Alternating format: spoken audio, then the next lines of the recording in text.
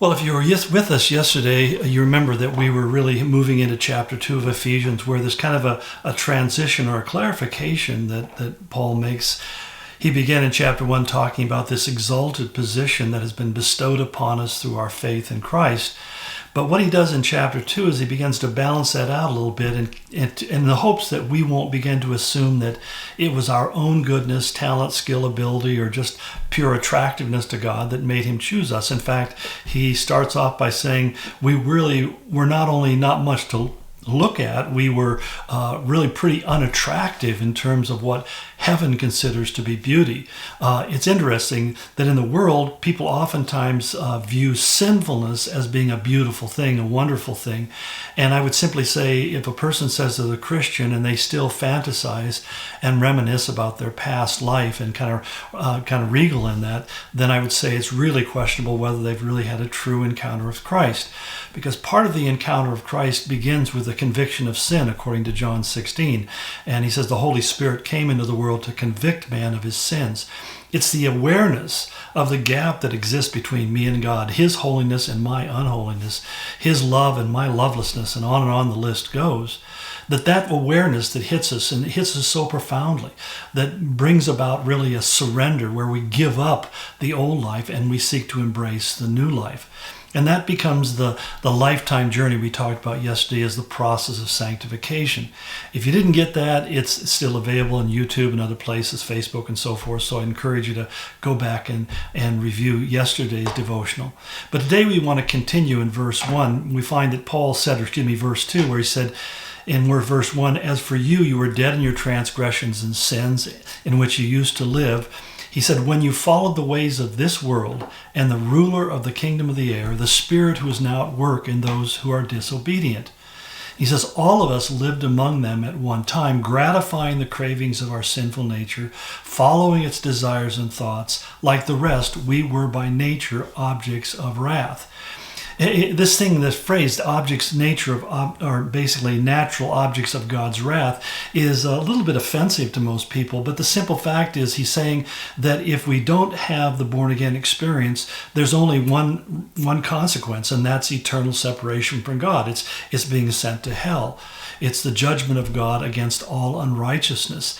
And so it's that realization that what we deserve to be is burned up into crispy critters, and used for landfill. The fact of the matter is, I have no righteousness, and this becomes really the point that Paul begins to drive home, that I have nothing that I can point to in myself. Or as he said in Romans 7, no good thing dwells in me. Now, I know immediately as I say that there are people who are part of the whole self-esteem movement, which is really kind of a theology all of its own, the idea that we can only be happy if we love and worship ourselves as if we're the best thing and the most important thing in the world. The truth of the matter is, there's a self-confidence that is given to us by God, but it's not a confidence so much in self, but as it is in God working through myself. It's Christ in me that Paul said, I can do all things. It doesn't say I can do all things if I just believe in myself. And that's why the whole way self-esteem was presented in the last few decades, I think, wasn't in form or really a false theology. It was pointing people in the wrong direction. It didn't say find your identity, find your worth in Christ. It was saying find your worth and identity in yourself, in what you can do, who you are, how you look, how you act, what you possess, and so forth and so on. And what Paul is really telling us here in this passage is these are really the ways of this world. And he says, which are in essence an evidence that the ruler over your life is the spirit of the air, which is simply talking about Satan. The air, they're referring to this initial atmosphere in which our world rests. He says, this dominion, the atmosphere, includes not only the sky and the earth, but this is ruled by the powers of darkness. It's ruled by Satan, and he basically seeks to bring people into conformity to his will. Many people ask me, why is it so difficult to walk faithfully with Christ? And the answer is really simple, because we're always swimming upstream. We're always going against the flow of the culture, the flow of the society, the flow of every culture around the world, despite what its values are or not, is against the ways of God. And so every Christian becomes really kind of anti-cultural. He becomes a counter-cultural influence in that society. And so the danger is that we take our theology and we begin to conform it to fit in with the culture so it's no longer offensive. And it's that offensiveness, which is based upon the fact that it's countercultural, that really brings persecution, hardship, and difficulties. And he said, there's a spirit, there's a powerful spiritual essence that is moving in the world today. So that when you look at people's behaviors, there's the outward expression of their behavior, but what we don't often see is the inward spiritual dynamic where Satan is either influencing or oppressing or even possessing someone else and causing them to walk in a way, to live their life in a way that they believe is satisfying, because basically it says they're living to gratify the cravings of their sinful nature. And they're following its desires and its thoughts. The term that's used in the New Testament is called a sarkikos man. It starts with the word sark. We would translate it S-A-R-X, which means the flesh, the physical man. It's basically saying that I've listened to the appetites of my flesh. And he says essentially what Satan says is live for your appetites. Let your appetites lead you. And like a good fisherman, he puts something on the end of the hook that is appetizing to the fish. And basically the fish bites it in order to fulfill its appetite. And it ends up doing so to his own destruction. Before long, he is captured and taken captive. In fact, that's the very terminology that Paul uses when he writes later on to Timothy. He says these have been taken captive to do the devil's will. And so that's Satan's desire. He wants to rule over everything that God created, and he loves it because you are created in the image of God. There's no better way for him to mock and belittle and taunt God than to basically get those of us who are made in God's image, who are designed to be God followers, and turn us into Satan followers. Now, many people would object to this and say, well, I'm not a Satan follower. You may not be aware of it, but when you follow the desires and thoughts of your sinful nature, when you seek to live by gratifying the cravings of your sinful nature, you're serving Satan. You are captured by him. You are under his command and under his control.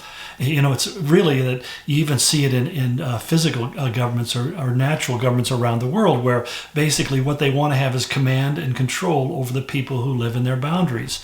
And they'd like to expand the boundaries.